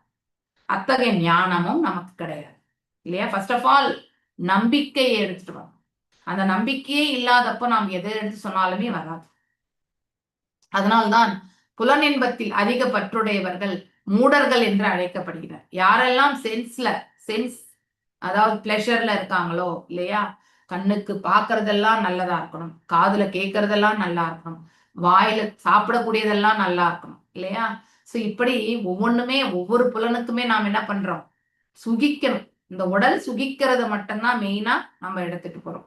அப்படிப்பட்டவங்க வந்து மூடமான ஒரு நிலையில தான் இருப்பாங்க, அஜ்ஞானமா இருப்பாங்க, ஆவித்தியாயா இருப்பாங்க என்பதை நம்ம புரிஞ்சுக்கணும். வாழ்க்கையின் இறுதி லட்சியம் என்னவென்பதை ஒரு மூடன் புரிந்து கொள்வது மிகவும் கடினமாகும். அது உண்மைதான். நாம கூட சில சமயத்துல அஜ்ஞானத்துல இருக்கும் பொழுது அந்த செயலினுடைய விளைவுகள் வந்து மிக மோசமானது என்பதை புரிந்து கொள்ளக்கூடிய பக்குவம் நமக்கு அதாவது இருப்பது கிடையாது இல்லையா? அந்த சூழ்நிலையில நாம நம்முடைய அஜ்ஞானத்தினால நாம தவறுகள் இருப்போம். ஆனா பிறகு பிற்காலத்துல நம்மளே அதை வந்து உணரும் பொழுதுதான், ஓ நம்ம இப்ப அந்த தவறு செஞ்சோம் இல்லையா அப்படிங்கிற ஒரு உணர்வு வரும். ஏன்னா அந்த காலகட்டத்துல நமக்கு புலனுடைய இன்பத்தினாலதான் அது செயல்படும். அதுதான் மூல காரணமே. ஓகே. எதுவுமே சுலபமா நமக்கு கிடைச்சிடணும், எதுவுமே சுலபமா நம்ம அடைந்து விடணும், எல்லாமே ஷார்ட்கட்ஸ், இதுதான் நம்முடைய முதன்மை குறிக்கோளா இருக்கும். கடினமா இருந்தாலும் இந்த பாதையில சென்று பிற்காலத்துல நித்தியமான ஆனந்தத்தை பெறணும்ன்றத வந்து ஏற்றுக்கொள்ளக்கூடிய மனப்பக்குவம் நமக்கு குறையும் இல்லையா? கிருஷ்ண பக்தி இயக்கத்தின் பிரச்சாரத்தால் பலர் கவர்ச்சி அடையவில்லை என்பதை உண்மையில் நாங்கள் பார்க்கிறோம் இல்லையா? கிருஷ்ண கான்சியஸ் இயக்கம் வந்து எல்லோருக்குமே வந்து ஏற்புடையதே கிடையாது இல்லையா? அது அப்படின்னா அது ஏற்றுக்கொள்ளக்கூடிய மனசு எல்லாருக்குமே கிடையாது. ஏன்னா கடினமான பாதை, அவங்களுக்கு பொழப்பில்லப்பா உக்காந்துருக்காங்க, அதனால அவங்க சொல்றாங்க, நமக்கு நிறைய வேலை இருக்கு இல்லையா அப்படின்னு சொல்லிட்டு நம்ம போவோம். ஆனா அதையுமே வாழ்க்கையில நாம வந்து ஒரு பாகத்துல வந்து அமல்படுத்தி, இப்ப நம்முடைய பௌதிக செயல்லையுமே நம்ம வீட்டுக்கு கடினமாக உழைக்கணும், சம்பாதிக்கணும், அதோட சேர்த்து பகவானை சேவிக்கணும்ன்ற அந்த பண்பை நாம வளர்த்துக்கணும். எப்படி உணவு உட்கொள்கின்றோம் இல்லையா, உண்ணுதல், உறங்குதல், புணருதல் இல்லையா, அடுத்து வந்து தற்காத்து கொள்ளுதல், இந்த 4 செயல்களை நாம விலங்கும் செய்கிறது, மனிதனும் செய்கிறான். விலங்குக்கும் மனிதனுக்கும் வித்தியாசம் என்னன்னா, அவன் தன் வாழ்க்கை எவ்வாறு எடுத்து செல்லணும், தான் யார் என்பதை புரிந்து கொள்ளணும்.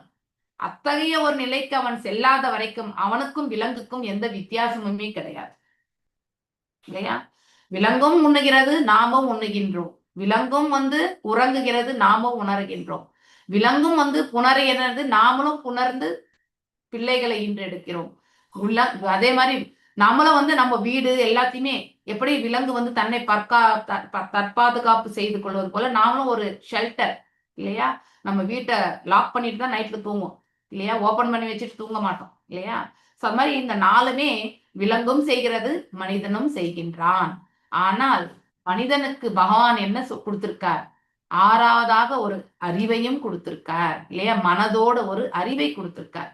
அதை வந்து எது நன்மை எது தீமை, நித்தியமான நன்மை எது, தற்காலிகமான நன்மை எது அப்படிங்கறது வந்து வேறுபடுத்தி பார்க்கக்கூடிய மனசு மனிதனுக்கு மட்டும்தான் கொடுத்திருக்கான். அதனாலதான் மனிதனுக்கு மட்டும்தான் கர்ம பந்தனம் இல்லையா? பிற ஜீவன்களுக்கு கர்ம பந்தனமே கிடையாது. ஆனா மனிதனுக்கு மட்டும் ஏன் கர்ம பந்தனம்னா அந்த பகுத்தறியக்கூடியது வந்து பகவான் நமக்கு கொடுத்திருக்கார். சோ நாம் அதை பகுத்தறிந்து நமக்கு இருக்கக்கூடிய தலையாய கடமை இறை தொண்டுதான் ஃபர்ஸ்ட் ப்ரையாரிட்டி.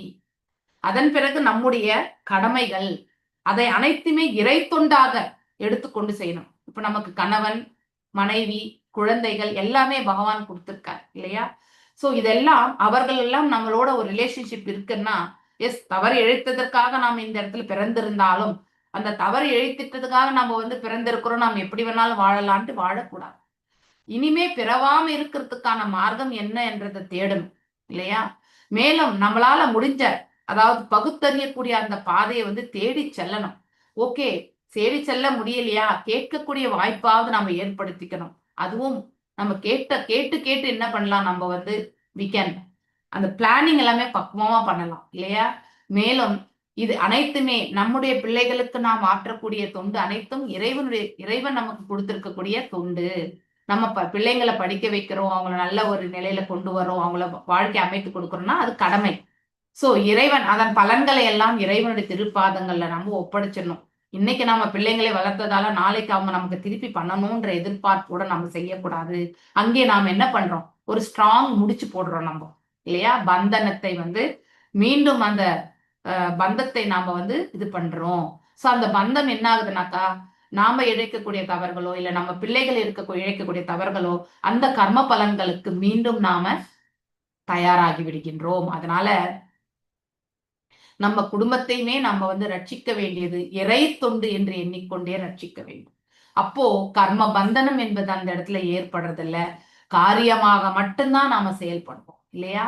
சோ இது ஒரு புண்ணிய காரியம், பகவான் நமக்கு கொடுத்திருக்கக்கூடிய காரியம். இந்த கடமையை நாம செய்யலாம். பலன் இறைவன் எவ்வாறு என்ன கொடுக்கிறாரோ அதை எடுத்துக்கலாம் அப்படிங்கிற ஒரு இதுதான் இல்லையா? மனைவிக்கு கணவன் செய்யக்கூடிய தொண்டும், கணவன் மனைவிக்கு செய்யக்கூடிய அதாவது பாதுகாப்பும் எல்லாமே வந்து அவரவர்களுடைய கடமை. அதாவது அந்த கடமையை வந்து இறை தொண்டாக ஏற்று செய்ய வேண்டும், பாரமாக நினைத்து செய்யக்கூடாது. அன்பு கொண்டு, இறை தொண்டு என்றாலே அது அன்பு இல்லையா?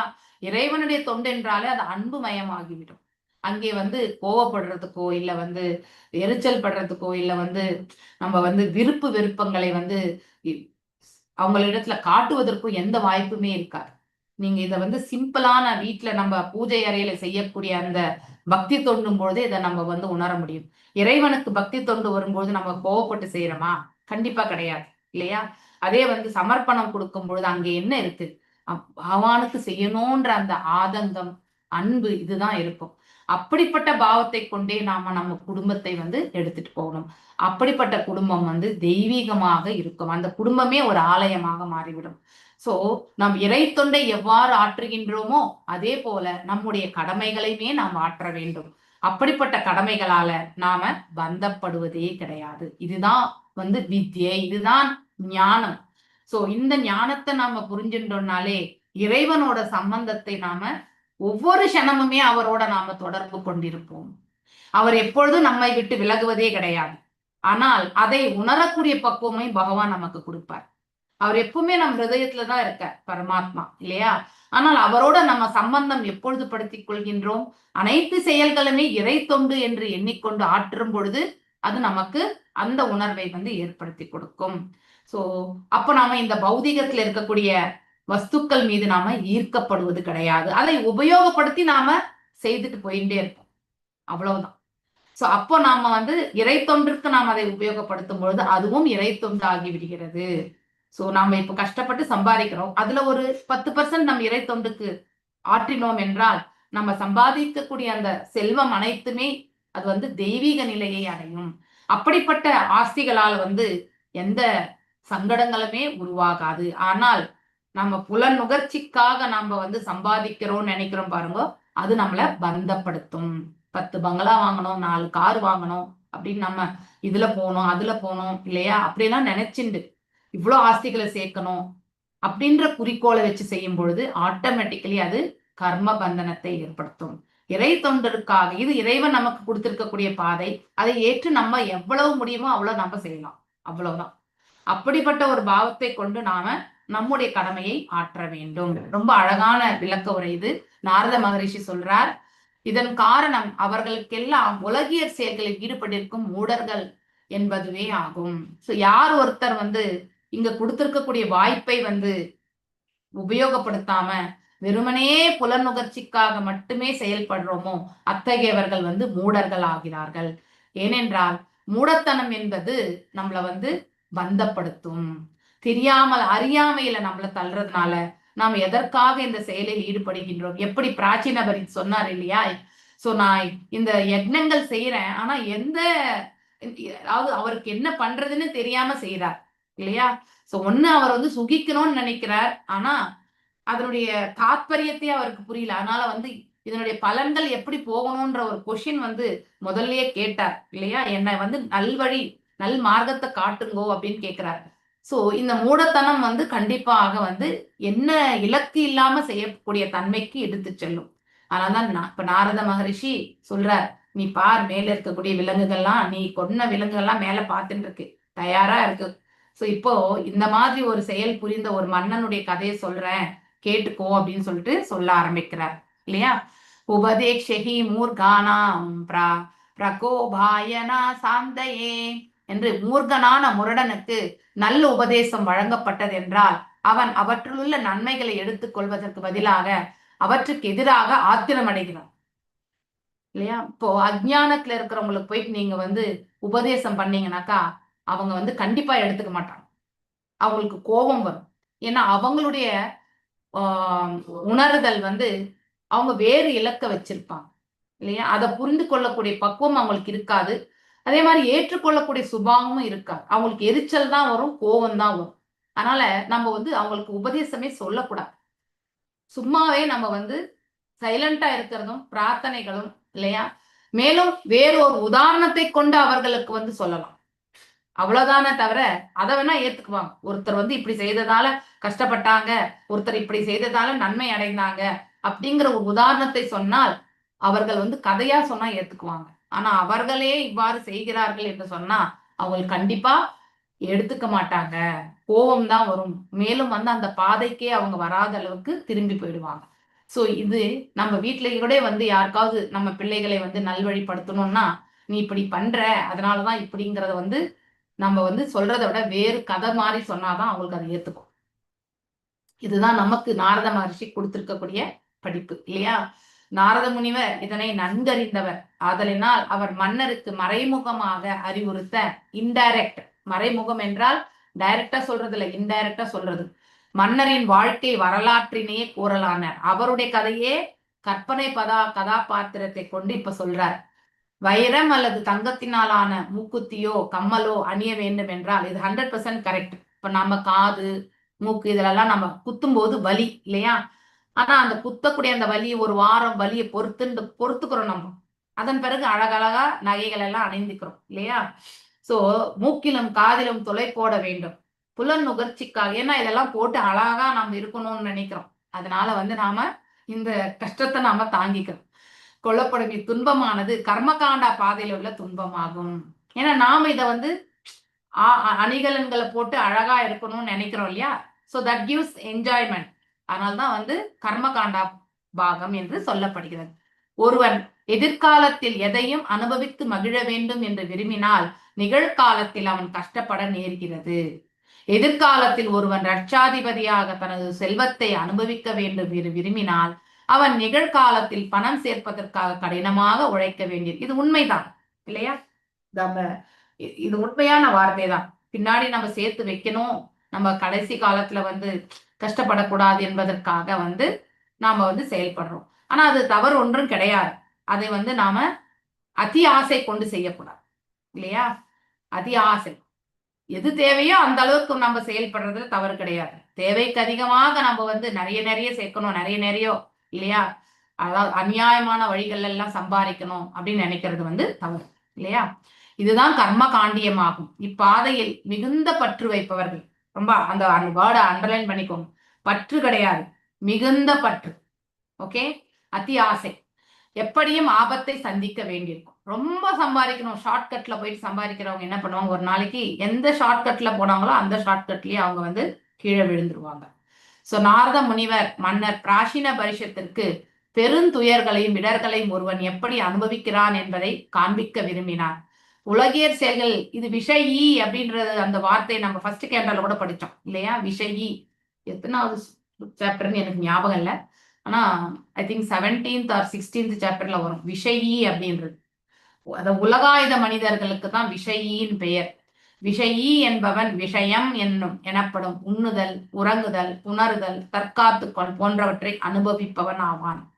நாரத முனிவர் புரஞ்சன மன்னரின் கதையின் மூலமாக உண்ணுதல், உறங்குதல், புணருதல், தற்காத்துதல் போன்றவை துன்பமும் ஆபத்தும் நிறைந்தவை என்பதை மறைமுகமாக குறிப்பிடுகிறார். அப்படின்னா என்ன அர்த்தம்னா, நாம இதை மட்டுமே போக்கஸ் பண்ணோம்னா கண்டிப்பா நாம இதையே நாம் அனுபவித்து கொண்டு கட்டுண்ட நிலையை ஏற்படுத்தி, அதாவது பலன் தரும் செயல்களில் ஈடுபட்டு, புலனுகர்ச்சி செயல்களில் ஈடுபட்டு, கடைசி வரைக்கும் பந்தம் படக்கூடிய அந்தகைய செயல்களிலே ஈடுபட்டு மீண்டும் பிறக்கக்கூடிய வாய்ப்பை நாம் ஏற்படுத்திக்கும். அதுதான் ஆபத்து என்று சொல்வதும் அதுதான். துன்பம் என்பது நாம செய்த கர்ம பலன்களை அனுபவிக்கணும்னு நினைச்சுட்டு செய்யறோம் இல்லையா? இப்ப யாருக்காவது நம்ம தானம் கொடுத்தோம்னா அந்த தானத்தினுடைய புண்ணியத்தை நான் சேர்க்கணும்னு நினைச்சுட்டு கொடுத்தேன்னா கண்டிப்பா அந்த புண்ணியத்திற்காக நாம் மீண்டும் பிறவி எடுக்கணும். ஓகே, சோ அப்போ அந்த புண்ணியங்களும் நம்ம நம்மள கட்டுப்படுத்தும், மீண்டும் பிறவி எடுக்க வைக்கும். அனைத்தையும் இறைவனுக்கு அர்ப்பணித்து விட்டால் அது நமக்கு அந்த கர்ம பந்தனத்திலிருந்து விடுதலை. யாருக்கும் எந்த தீங்கும் செய்யாமல் நாம செய்யக்கூடிய நற்காரியங்களுடைய பலன்களை இறைவனுக்கு சமர்ப்பித்தோம் என்றால் அங்கே துன்பமும் கிடையாது, இன்பமும் கிடையாது. முற்றிலும் நாம அதாவது மோட்சத்திற்கான மார்க்கத்திற்கு தள்ளப்படுகிறோம். சோ பகவானும் யாருடைய பாவ புண்ணியத்தை ஏத்துக்கிறது கிடையாது இல்லையா? ஆனா நம்முடைய புண்ணிய பலன்களை அவருக்கு சமர்ப்பிக்கும் பொழுது அதற்கான நல்ல ஒரு மார்க்கத்தை இறைவன் நமக்கு ஏற்படுத்தி கொடுக்கிறார். மோட்சத்திற்கான மார்க்கத்தை பகவான் நமக்கு கொடுக்கிறார். ஓகே, சோ அப்படிப்பட்ட கர்ம பந்தனத்தை ஏற்படுத்தி கொள்ளாத வழியில தான் நாம நம்முடைய அன்றாட செயல்களை நாம ஏற்படுத்திக்கணும் இல்லையா? இதிகாசம் என்பது சரித்திரம் மற்றும் புராதனம் என்பது பழமை. இந்த சொல் பௌதிக உடலில் வாழ்கின்ற போதிலும் பௌதிக உடலில் இருக்கும் உயிரின் சரித்திரமானது மிகவும் பழமையானது இல்லையா? ஆத்மா மிகவும் பழமையானவன். அவன் பற்பல பிறவிகளை எடுத்தவன். அவன் எத்தனை உடல்களை நாம் எல்லாரும் கடந்து வந்திருக்கோம்னு நமக்கு தெரியாது. அது மனித உடலான்றதும் நமக்கு தெரியாது இல்லையா? அது எல்லாத்தையுமே கடந்து ஒரு மனித உடலை ஏற்கிறதுக்கான வாய்ப்பு நமக்கு இறைவன் கொடுத்திருக்காருன்னா அதை நாம நல்ல ஒரு மார்க்கத்துல உபயோகப்படுத்திக்கணும். ஸ்ரீல பக்தி வினோத தாகுரார் அனாதி கர்ம பலே படி பார்ணவ அபார்ணவ ஜலே தரி பாரேனா தேகி உபாயா அப்படின்னு பாடியிருக்கார். யாரு? பக்தி வினோத தாகூர். அதனுடைய கருத்து என்னன்னா, முன்னைய கர்மவினை பயனால் நான் இன்று பௌதிக வாழ்க்கை என்னும் கடலில் விழுந்து விட்டேன் இல்லையா? சம்சார சாகரம் இல்லையா? பஜகோவிந்தம்ல கூட ரொம்ப அழகா ஆதிசங்கராச்சாரியார் பாடியிருக்கார் இல்லையா? சோ இந்த சம்சார சாகரத்துல நாம விழுந்தாச்சு, இதை கரை சேரணும் இல்லையா? இன்னும் ஒரு வழியும் காணேன் கரை ஏற அப்படின்னா எனக்கு இன்னும் ஒரு வழி கூட தெரியல. இந்த சாகரத்துல இருந்து வெளியில போறதுக்கான பாதையே இல்லை. எது வரைக்கும் நாம கர்மகாண்டா வேலையில செய்துட்டு இருக்கோமோ, எது வரைக்கும் நாம பலன் தரும் செயல்கள்ல ஈடுபட்டு இருக்கோமோ, எது வரைக்கும் நாம நம்முடைய புலன்களுக்கு திருப்தி கொடுக்கக்கூடிய செயல்களில் ஈடுபட்டிருக்கோமோ அது வரைக்கும் நாம கடைசி வரைக்கும் நாம மீண்டும் இந்த உலகத்துல பிறவி எடுத்துத்தான் ஆவோம் என்பதை நாம புரிந்து கொள்ளணும். சோ இந்த புலன்களுடைய கண்ணு காது இல்லையா, அது எல்லாத்துக்குமே எதை சுகிக்கணும் என்று இந்த புலன்கள் உந்துதலை ஏற்படுத்தி கொடுக்கிறதோ அந்த புலன்களை திருப்தி செய்யக்கூடிய செயல்களில் நாம் ஈடுபட்டு கொண்டே இருந்தால் நமக்கு கர்ம பந்தனம் இருக்கும். மீண்டும் மீண்டும் பிறவி எடுக்க வேண்டிய அந்த கட்டாயத்திற்கு நாம தள்ளப்படுவோம். ஒவ்வொரு உயிரும் தனது முன்னை வினை பயனால் உலக வாழ்க்கையில் கிடந்து உழல்கின்றது இல்லையா? நாம முன்ன செய்த கர்ம பலனாலதான் இந்த இடத்துல பிறவி எடுத்திருக்கோம். எனவே ஒவ்வொருவருக்கும் பழைய சரித்திரம் என்பது உண்டு. ஆனா அது நமக்கு அது மறைக்கப்பட்டிருக்கு இல்லையா? பௌதிக விஞ்ஞானிகள் தமக்கு சொந்தமான பரிமாண வளர்ச்சி எவல்யூஷன் இல்லையா, குரங்கிலிருந்து மனிதன் பிறந்தான் என்று சொல்றது எல்லாமே முட்டாள்தனமான ஒரு செயல். குரங்கும் இருக்கின்றது, மனிதனும் இருக்கின்றான். அது எப்படி குரங்கிலிருந்து மனிதன் பிறக்க முடியும் இல்லையா? அவையெல்லாம் உடல் சார்ந்த கருத்து. உடல்ல பரிமாணம் ஆகிறது கிடையாது. ஆன்ம நிலையில இருந்துதான் கான்சியஸ்னஸ் இல்லையா, உணர்வின் பரிமாணம் தான் நாம வெவ்வேறு உடல்களை எடுக்கிறோம். அந்த உணர்வின் பரிமாணத்தை வந்து உடல் பரிமாணமாக நாம எடுத்துரைக்கிறது வந்து மிக மிக தவறானது இல்லையா. சாஸ்திரங்கள் சொல்றது வந்து உணர்வு பரிமாணம் இல்லையா, கான்சியஸ்னஸ். சோ அதனால நம்ம கான்சியஸ்னஸ் எவ்வளவு பக்குவம் அடையுதோ அதுக்கேற்றவாறு நாம நம்முடைய இந்த உடலை விட்டு நீங்கின பிறகு நாம எந்த நிலை அடைவோம் என்பதை வந்து ரொம்ப அற்புதமாக எடுத்துரைக்கும். சோ மேலும் உண்மையான பரிமாண வளர்ச்சி என்பது புறஞ்சன, அதாவது உடலில் வாழ்கின்ற இந்த உயிர்களின் வரலாறு ஆகும். ஸ்ரீ நாரத முனிவர் பரிமாண வளர்ச்சி தத்துவத்தினை புத்தியுள்ள மனிதர்கள் புரிந்து கொள்வதற்காக வேறு ஒரு நிலையிலிருந்து விளக்குகிறார். அசீத் புரஞ்சனோ நாம ராஜா ராஜன் பிரஹஸ்ரவா தஸ்யா விஞ்ஞாத நாமாஷே சகா விஞ்ஞான சேஷ்டித. அன்பார்ந்த மன்னனே, முன்னொரு காலத்தில் புரஞ்சனன் என்று ஒரு மன்னன் இருந்தான். அவனது செயல்களுக்காக அவர் மிகவும் போற்றப்பட்டார். அப்படின்னா அவர் யஜ்ஞங்களை வளர்த்தார்.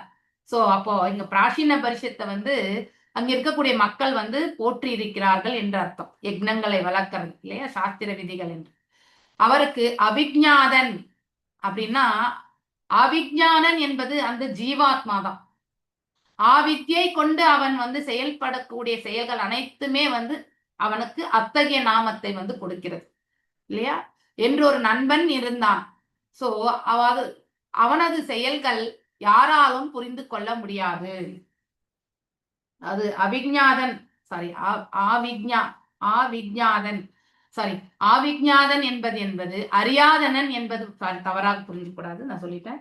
அறியாதனன் அப்படின்னா என்ன அர்த்தம்னாக்கா, அந்த நண்பன் இருப்பதையே அவன் அறியாமல் இருக்கின்றான் என்று பொருள். இந்த ஜீவாத்மாவுக்கு பரமாத்மா என்ற ஒரு நண்பன் இருக்கின்றான் இல்லையா. சாட்சியாக அவன் நம்முடைய ஹிருதயத்தில் அமர்ந்து கொண்டு அந்த ஜீவாத்மாவை வழிநடத்தி கொண்டிருக்கின்றான் என்பதை அறியாமல் இருக்கின்றான். அதனால்தான் இந்த ஜீவாத்மாவுக்கு வந்து ஆவிஜ்ஞாத் என்ற நாதா அப்படிங்கிற ஒரு, அதாவது அறியாமலேயே நமக்கு உள்ளுக்குள்ள இருக்கக்கூடிய இந்த பரமாத்மா அவர் இருக்கின்றார் என்பதை உணராமல் தான் நம்ம வாழ்ந்துட்டு இருக்கோம்.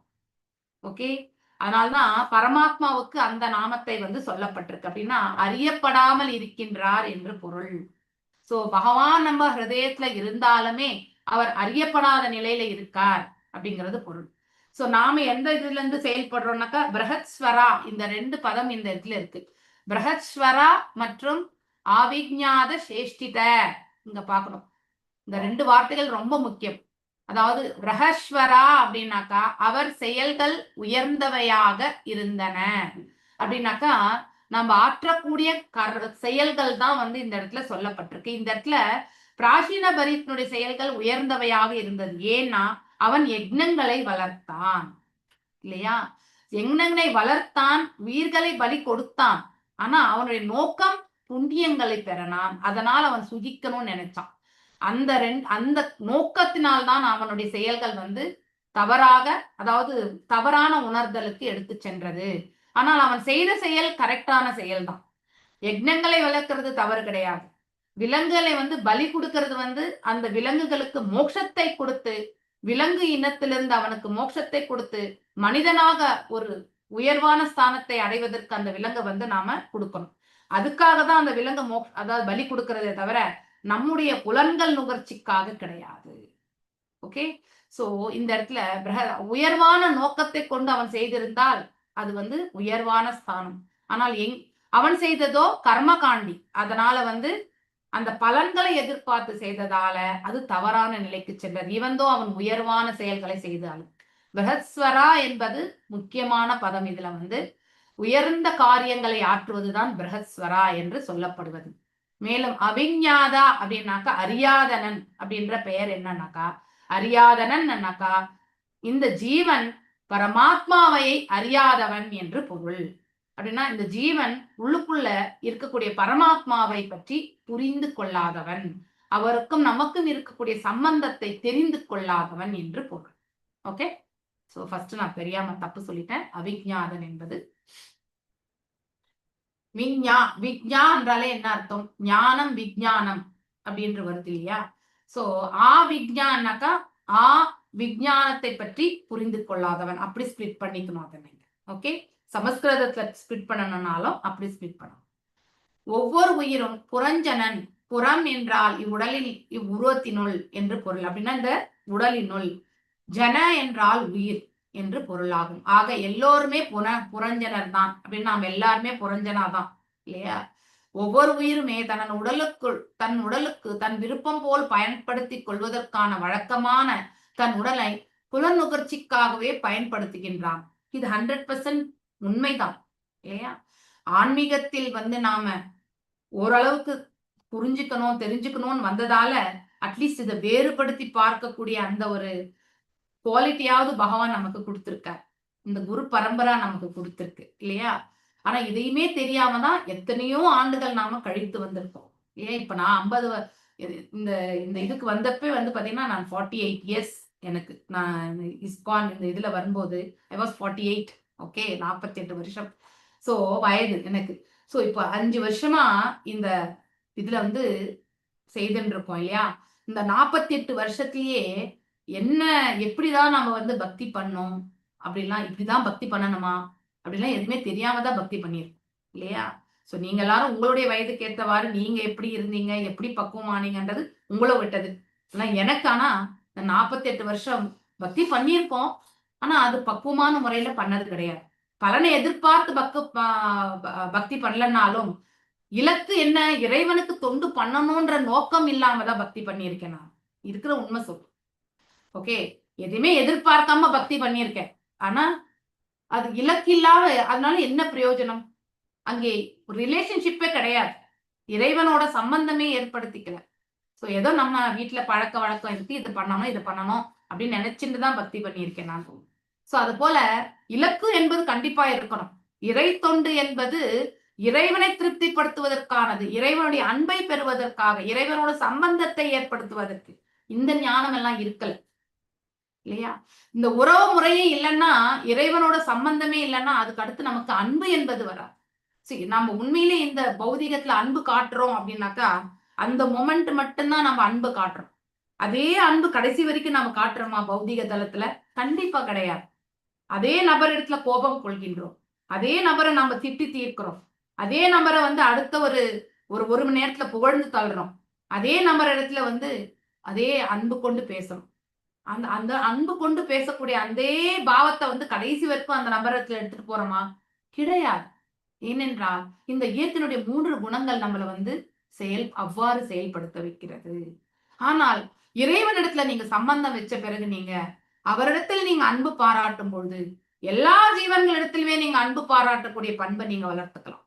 யாரிடத்திலுமே நீங்க வேறுபாடு காண முடியாத அத்தகைய பண்பை உங்களால வளர்த்து கொள்ள முடியும். ஏன்னா அந்த அன்பை இறைவனிடத்துல எடுத்துக்கொள்ளும் பொழுது ஆட்டோமேட்டிக்கலி அது எந்த ஒரு எதிர்பார்ப்பும் இன்றி செயல்படக்கூடிய பக்குவத்தை கொடுக்கிறது. அன்பு என்பது எதையுமே எதிர்பார்க்காமல் கொடுக்க வல்லதுதான் அன்பு.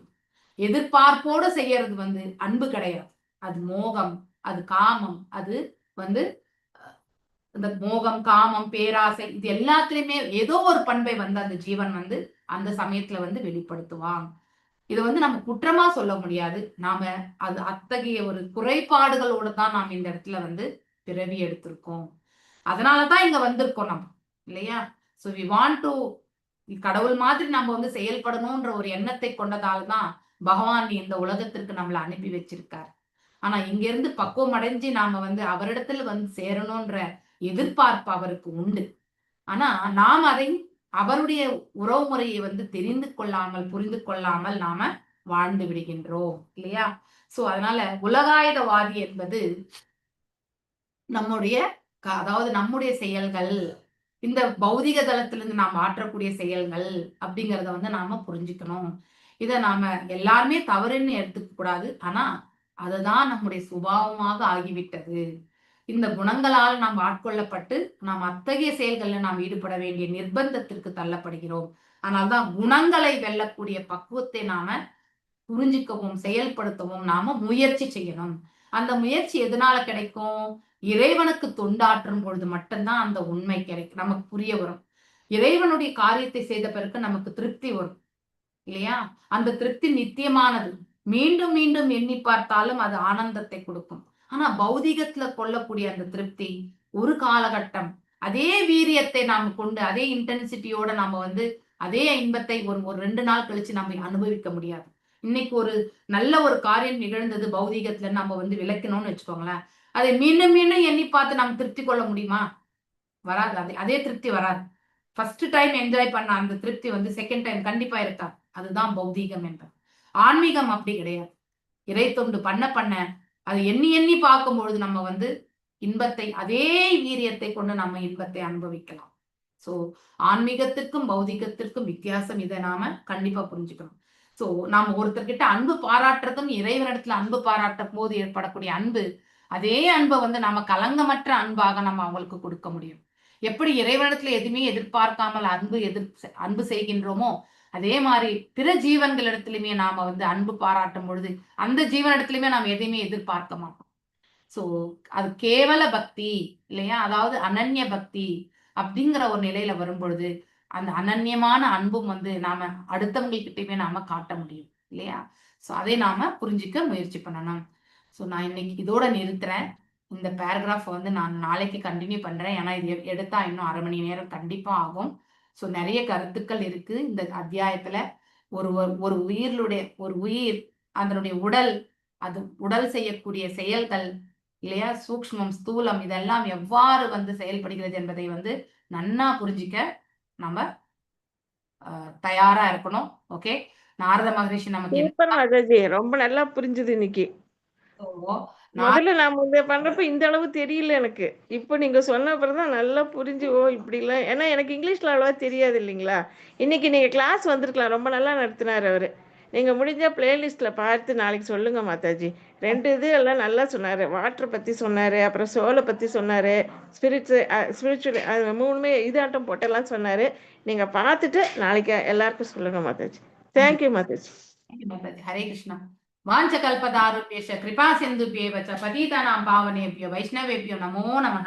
अनंत कोटि वैष्णव वृंद की जय. नामाचार्य हरिदास ठाकुर की जय. हरे कृष्णा कृष्ण कृष्ण हरे हरे, हरे राम राम राम हरे हरे.